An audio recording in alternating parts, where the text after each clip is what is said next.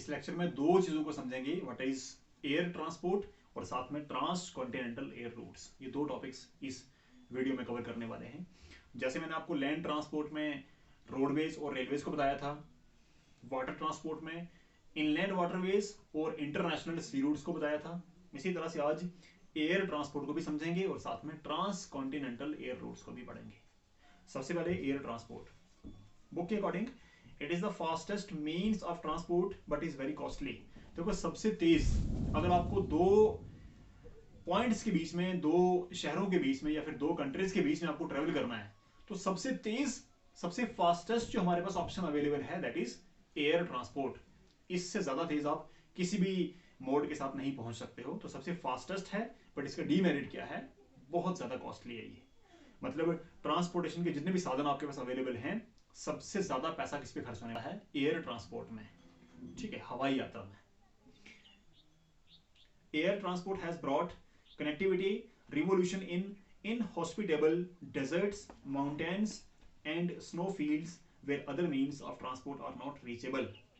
देखो air transport का सबसे बड़ा जो मेरिट है वो क्या है, जितने भी इनएसेसिबल एरियाज थे, चाहे वो बहुत बड़े बड़े डेजर्ट्स थे, चाहे वो डिफिकल्ट माउंटेन्स थी, चाहे वो स्नो फील्ड्स थे, जहां पर इंसान किसी भी साधन से नहीं पहुंच पाया, वहां पर एयर ट्रांसपोर्ट से वो पहुंच सकता है, ये पॉसिबल हुआ है। ये इसके मेरिट्स हैं।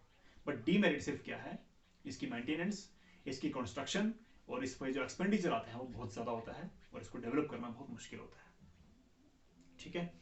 Due to high construction and maintenance cost, air transport is made air transport is more developed in highly industrialised countries. Supersonic aircrafts cover the distance in very short time. देखो इस पे पैसा बहुत खर्च होता है, इस पे अमाउंट भारी खर्च होती है, इसलिए जो ज्यादा डेवलप्ड कंट्रीज हैं, जो इंडस्ट्रियलाइज्ड कंट्रीज हैं, वहां पर एयर ट्रांसपोर्ट या फिर एयर ट्रैफिक जो है वो ज्यादा अच्छी मात्रा में आपको मिलता है, क्योंकि जिन कंट्रीज की इकोनॉमीज बहुत स्ट्रांग हैं, जिनके पास पैसा बहुत ज्यादा है, वही एयर ट्रांसपोर्ट को अच्छी तरह से डेवलप कर सकती है।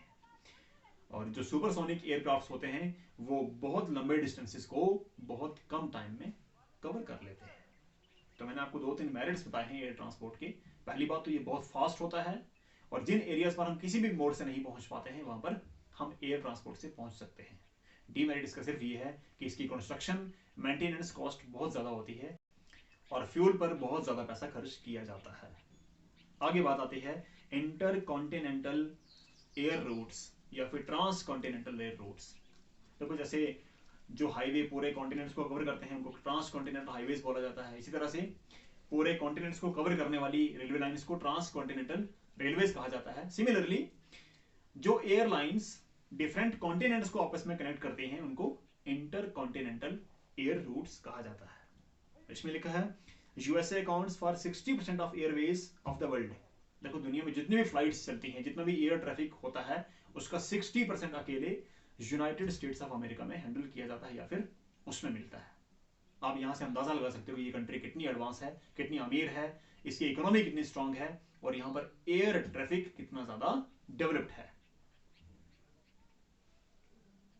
और यहां पर एयर ट्रांसपोर्ट कितना ज्यादा डेवलप्ड है। इंपॉर्टेंट सिटीज और nodal points where air routes converge और रेडिएट इन ऑल कॉन्टिनेंट्स। देखो जो इंपॉर्टेंट शहर हैं अमेरिका के, वहां पर दो काम होते हैं। जब बहुत सारी फ्लाइट्स आती हैं तो वो कन्वर्ज होती हैं वहां पर। कोई फ्लाइट यहां से आ रही है, कोई वेस्ट से, कोई ईस्ट से, कोई नॉर्थ से, कोई साउथ से, तो पूरी फ्लाइट्स एक जगह पर आकर के इकट्ठी होती हैं, तो ये कन्वर्ज हो रही हैं। जब वहां से उड़ करके फिर वापस जाती हैं तो डाइवर्ज हो रही हैं, मतलब इकट्ठा होना और फिर वापस वहां से निकल जाना।